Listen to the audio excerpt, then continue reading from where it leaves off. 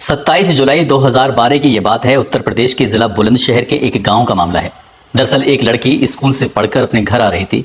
रास्ते में जंगल पड़ता है और जंगल में पहले से ही 9 लड़के उसके इंतजार में थे। जैसे ही वो लड़की आती है उस लड़की को पकड़ते हैं, उसके बाद फिर जंगल ले जाते हैं।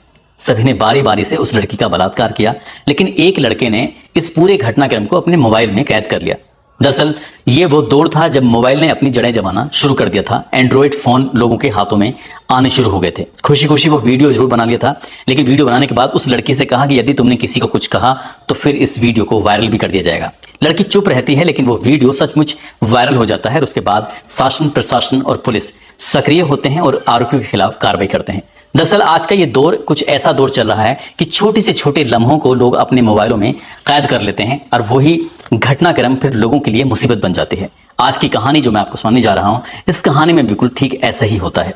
छोटे छोटे लम्हे थे, उन लम्हों को अपने मोबाइल में कैद कर लिया था और उन लम्हों को जब कैद कर लिया गया था तो प्राइवेट तस्वीरें थी। इसी का फिर ब्लैकमेलिंग शुरू हो जाती है। जैसे ब्लैकमेलिंग शुरू होती है, उस ब्लैकमेलिंग से बचने के लिए, उन गंदे फोटोओं को बाहर आने से रोकने के लिए एक ऐसा कत्ल होता है कि जिस कत्ल की गूंज पूरे हिंदुस्तान में फैल जाती है।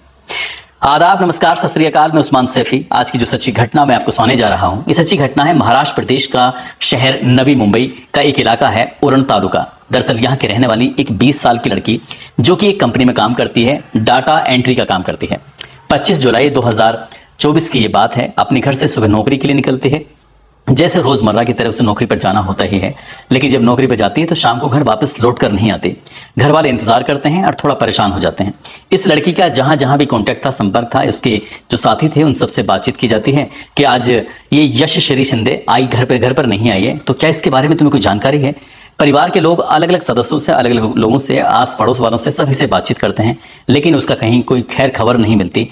रात भर उसको तलाश करने की कोशिश करते हैं, लेकिन वो लड़की जब नहीं मिलती है तो परिवार के लोगों की परेशानी बढ़ जाती है। इसके बाद अगला दिन आता है, यानी कि 26 जुलाई को परिवार के लोग नजदीकी पुलिस स्टेशन जाते हैं और वहां जाकर अपनी बेटी की गुमशुदगी की कहानी बयां करते हैं। बताते हैं कि बीकॉम की हुई थी, उसके बाद उसकी नौकरी लग जाती है डाटा एंट्री ऑपरेटर के तौर पर, और वो रोज नौकरी करने के लिए जाते थे।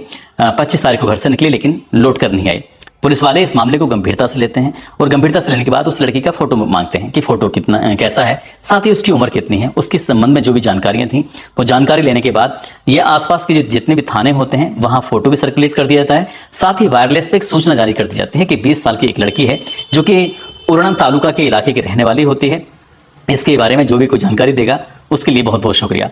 पुलिस को कुछ इस तरह से लोगों से हेल्प मांगने की कोशिश करती है। सोशल मीडिया के माध्यम से उस लड़की के बारे में पता करने की कोशिश की जा रही थी, लेकिन वो लड़की मिलती ही नहीं है। अगला दिन आता है, यानी कि 27 जुलाई 2024 की सुबह के आसपास का ये वाकया है। जूही नगर रेलवे स्टेशन के पास एक पेट्रोल पंप है और पेट्रोल पंप के पास थोड़े से फासले से कुछ झाड़ियां हैं। उधर एक सुनसान सा इलाका है। उधर कुछ लोग गुजर रहे थे। गुजरते हुए लोगों को कुछ कुत्तों के बोलने की, उनके कुत्तों की कुछ इस तरह से कुछ चीज को खींचने की आवाजें आ रही थी कि एक व्यक्ति की नजर उस पर पड़ जाती है। वो व्यक्ति देखता है कि एक लाश को कुत्ते नोच रहे थे। उसने जब नजदीक से जाकर देखा, तुरंत ही वो पुलिस को फोन करता है। पुलिस सूचना पाकर मौके पर आती है और मौके पर आकर देखती है कि 20 या 22 साल की एक लड़की होती है, उसकी लाश को कुत्ते नोच रहे थे।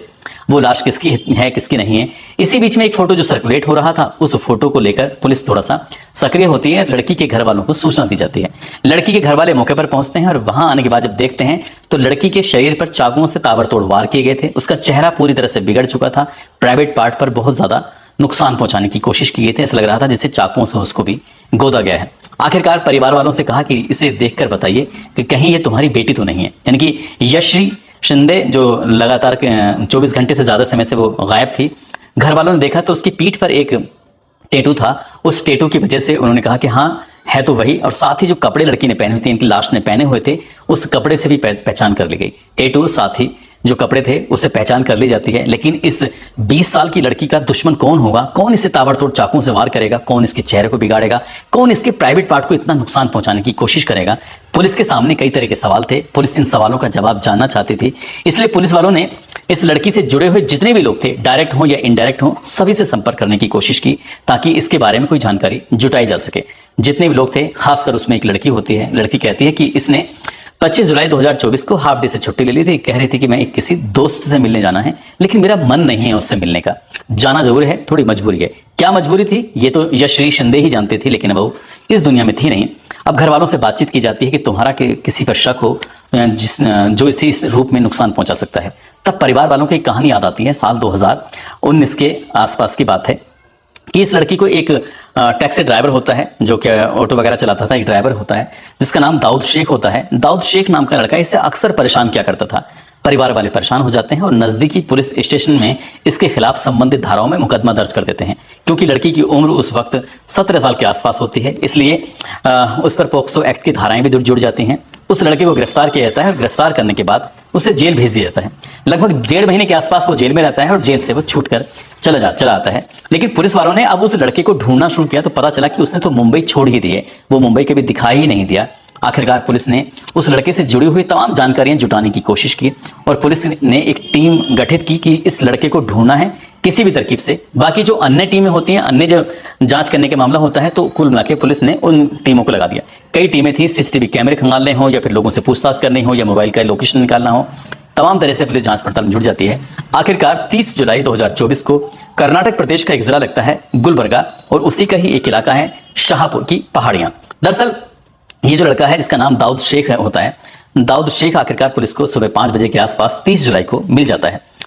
27 जुलाई को इस लड़की की लाश मिली थी और 2 दिन के बाद ये लड़का मिल जाता है। तो पुलिस इस लड़के को गिरफ्तार करती है और गिरफ्तार करने के बाद संबंधित थाने में लेके आती है और इससे पूछताछ करती है। अब तक ये मामला सोशल मीडिया के माध्यम से, अखबार टेलीविजन के माध्यम से पूरे हिंदुस्तान में, पूरे इंडिया में फैल चुका था कि एक लड़की की इस तरह से एक लड़के ने हत्या कर दी है। लेकिन हत्या की वजह क्या थी, घर वाले भी यही बात जानना चाहते थे। साथ ही अब मुंबई के अलग अलग हिस्सों में लोग धरना प्रदर्शन शुरू करने लगते हैं कि आरोपी को जल्द से गिरफ्तार किया जाए, गिरफ्तार करने के बाद उसको कड़ी से कड़ी सजा दिलवाई जाए। इस घटना ने साल 2012 में जो दिल्ली में घटना हुई थी निर्भया के ऊपर, तो उस कहानी को भी याद दिलाने की कोशिश की, क्योंकि जिस तरह से निर्भया के साथ बहुत अमानवीय हरकत की गई थी, ऐसी ही अमानवीय हरकत इस लड़की के साथ भी की गई थी।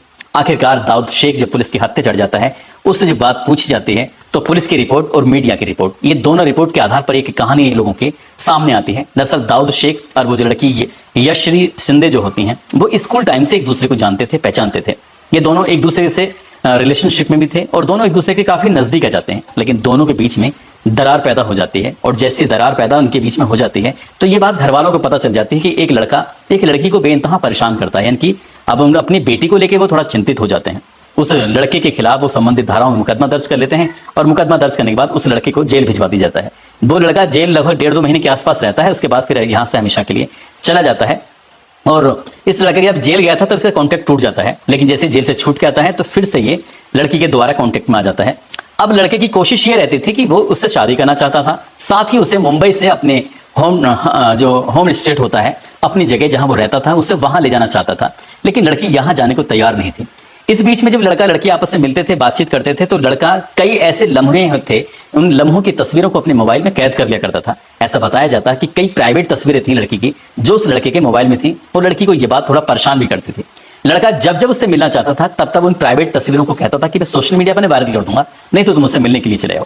बात जब इस तरह की आती थी तो लड़की परेशान भी होती थी। आखिरकार उनका मिलना जुलना भी होता था, लेकिन लड़की नहीं चाहती थी कि वो उसके प्रदेश में जाए, वहां रहे, उससे शादी करे, उससे बिल्कुल वो दूर ही रहना चाहती थी।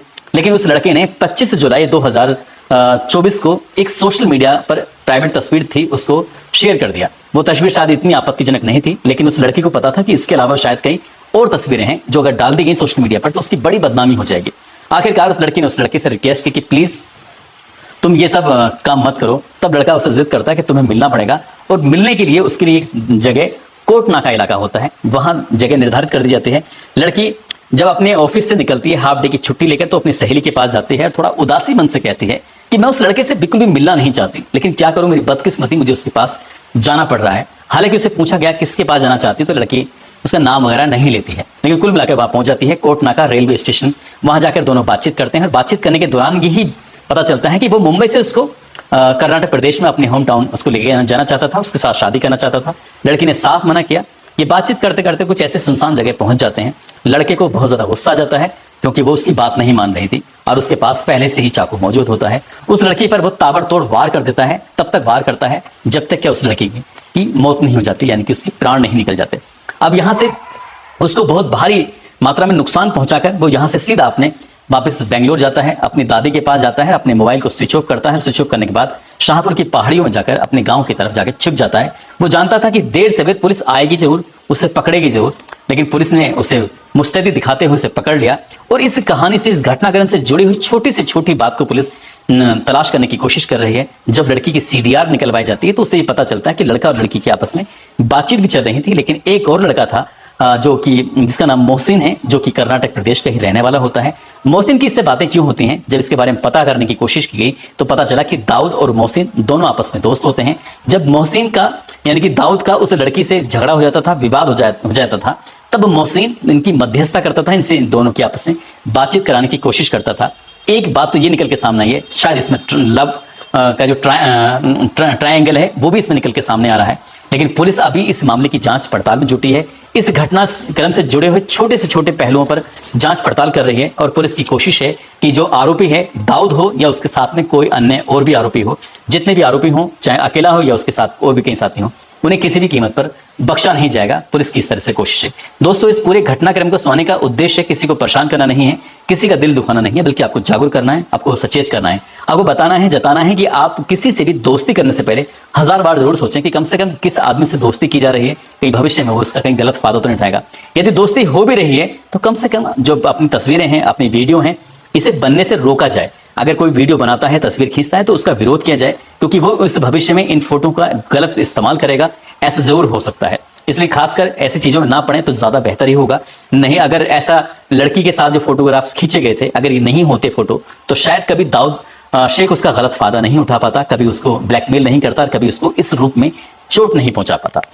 दोस्तों, जाते जाते आज दीपक कुमार हैं, ताजुद्दीन संडीला, मौलाना इफ्तिकार अंजुम मुजफ्फरनगर के रहने वाले हैं, शनि शर्मा, इन लोगों ने नाम लेने की अपील की थी। आप सब लोग अपना ख्याल रखें, सुरक्षित रहें। जय हिंद, जय भारत।